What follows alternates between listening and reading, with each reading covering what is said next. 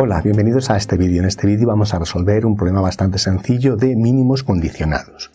En concreto nos piden hallar el mínimo que alcanza la función ahí representada, f de x y z igual a 3x al cuadrado más y cuadrado más 5z al cuadrado, sobre el plano 3x más y menos 2z igual a 2.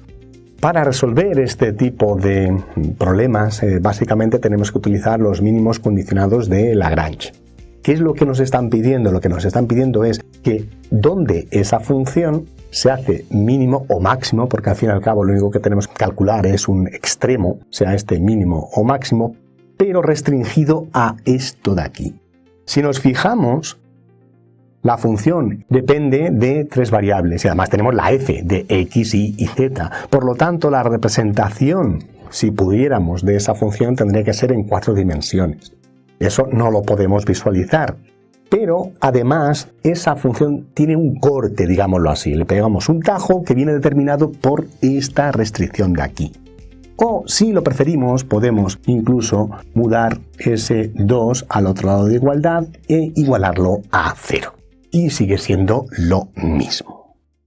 Para resolver este tipo de problemas siempre se utiliza el mismo sistema. Se monta una nueva función que vamos a llamarla f mayúscula, que va a ser de x, de y y de z, que va a estar compuesta por nuestra f minúscula, es decir, por 3x al cuadrado más y cuadrado más 5z al cuadrado, más un parámetro lambda que multiplica a la restricción, que es esta de aquí, es decir, 3x más y menos 2z menos 2. Y todo ello nos crea una nueva función más grande, digámoslo así. No es nada más que la suma de dos funciones.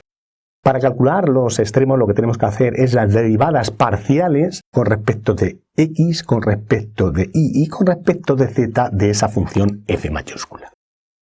Como la derivada, sea parcial o no, de una suma es la suma de las derivadas y viceversa, pues entonces no es más que las derivadas parciales tanto de nuestra función f minúscula de x y z y la derivada también parcial con respecto de x y z de la función que vamos a llamar g de x y z. La receta de los mínimos condicionados de Lagrange nos dice que tenemos que formar un sistema de ecuaciones que va a estar basado en esas derivadas parciales. En concreto, vamos a derivar la f grande con respecto de x y esto es igual a f de x y z derivado con respecto a x. Simbolizamos la derivada parcial de esa manera, con un sub x en el caso de que sea la derivada parcial con respecto a x. Se hará lo mismo con respecto de y con respecto de z. Además, tendremos el lambda y que multiplica a g derivada de x y z. Y como estamos calculando pues los extremos, pues lo igualamos a 0. Hay que hacer lo mismo para y, entonces tendremos la derivada de nuestra f pequeña con respecto de y, de x, y z, más lambda por g, su derivada, con respecto de y, de x y z, y también lo igualamos a 0. Lo mismo para la z. Entonces tendremos f derivada con respecto de z, de x, y z, más lambda que multiplica a la derivada de g con respecto de z, de x y z igual a 0. Y finalmente tenemos una ecuación más que no es nada más que nuestra restricción, que sería eg de x y z igual a 0. Entonces, estas cuatro ecuaciones, su solución a estas ecuaciones, nos darán los extremos que nos están pidiendo, los extremos de nuestra función f minúscula de x y z, pero restringido a ese plano. Entonces lo único que tenemos que calcular en este caso son las derivadas de cada una de esas. Por ejemplo, en este caso, la derivada de f con respecto de x.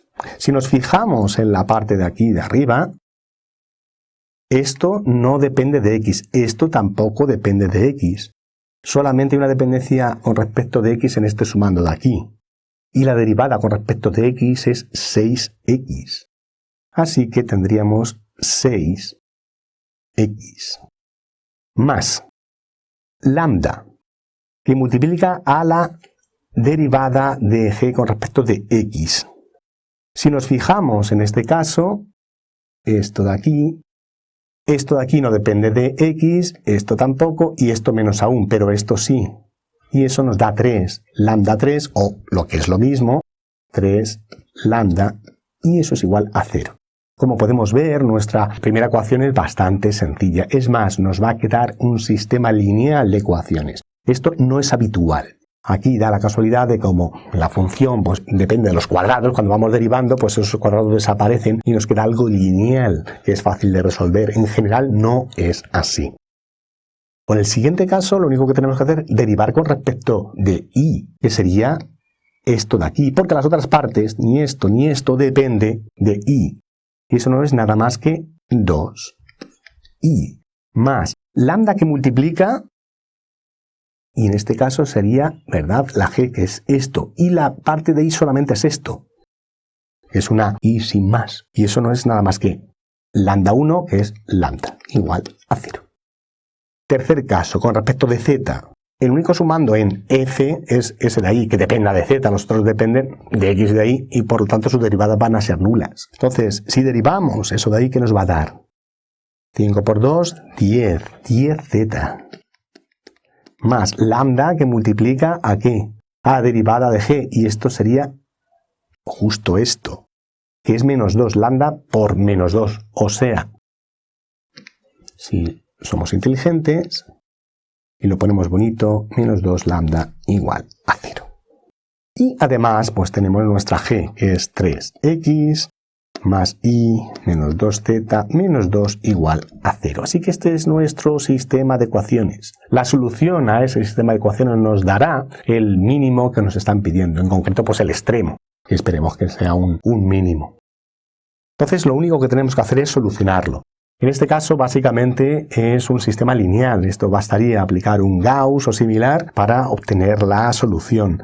Sin embargo, no hace falta. En este caso es tan sencillo que por simples sustituciones se puede resolver. Veámoslo cómo se hace y además nos servirá para entrenarnos en la resolución de sistemas cuando no sean lineales. Entonces, si copiamos el sistema, nos queda de esta manera. 6x más 3 lambda igual a 0, 2i más lambda igual a 0, 10z menos 2 lambda igual a 0, y 3x más y menos 2z menos 2 igual a 0. De esta manera pues podemos ver un poquito la estructura de todo ello. Entonces, vemos que las variables no están tan mezcladas. Aquí aparece la lambda en la primera, la segunda y la tercera, ¿verdad? Pero la x solamente aparece en la primera y en la última, por supuesto. La y solamente aparece en la segunda y, por supuesto, en la última, ¿verdad? Y la z solamente aparece en esta, ¿verdad? Y, por supuesto, también en la última. Entonces, lo que podemos hacer es sustituir el valor de lambda con respecto a x en la segunda y así en cascada. En concreto, de esta de aquí obtenemos lo siguiente, que lambda es igual a menos 2x. Si yo en esta otra segunda pongo 2i, que es lo que pone, más lambda, y más lambda vale esto de aquí, así que esto es 2x menos 2i menos 2x igual a 0. Y esto implica que x es igual a y. Así que ya tenemos ahí una relación que nos puede ayudar. Además de la tercera, si sustituyo lo que vale lambda, entonces vamos a obtener que z es igual a menos 2/5 de x. Esto no es nada más que metiendo esto de aquí, aquí. Entonces ya podemos, a partir de ahí, ir calculando lo que vale x, lo que vale y lo que vale z. Además, eso lo tenemos que ir sustituyendo en esta última. Si no utilizamos una de las ecuaciones es que algo va mal, tenemos que ir sustituyendo. Pues bien, si sustituimos todo ello, es fácil ver que x es igual a 5/12, y es igual a 5/12, obsérvese que se tiene que cumplir, que x es igual a y, por lo tanto se está cumpliendo, que z es igual a menos 1/6 y que lambda es igual a menos 5/6. ¿Cuánto vale la función en el punto S? Ese punto es el extremal. Por lo ideal en este caso es sustituirlo a ver qué es lo que nos da. La f para x y z, de tal modo que x y z es este y este, en este caso me da 5/6. Y eso es lo que nos vale la función restringida al plano S en ese punto, que es nuestro mínimo. Y nada más, muchas gracias por vuestra atención. Un saludo, adiós.